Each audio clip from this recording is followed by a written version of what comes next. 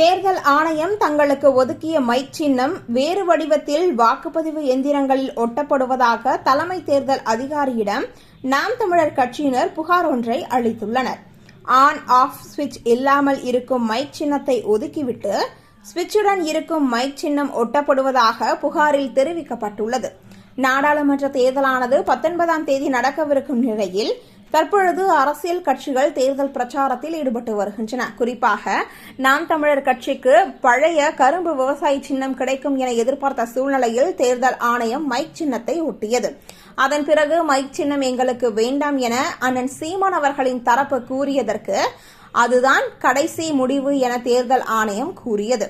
அதனால் மைக் சின்னம் தங்களுக்கு சரி எனப்பட்டு தற்பொழுது தேர்தல் பிரச்சாரத்தில் நாம் தமிழர் கட்சிக்கான ஒரு சின்னம் என்றால் அது மைக் சின்னம் என அனைவரின் மத்தியிலும் பரப்பப்பட்டு வருகிறது. இந்த ஒரு சூழ்நிலையில் தற்பொழுது இந்த ஒரு செய்தியானது பரவி வருகிறது. நாம் தமிழர் கட்சியினர் மத்தியில் இது ஒரு பரபரப்பையும் ஏற்படுத்தியுள்ளது.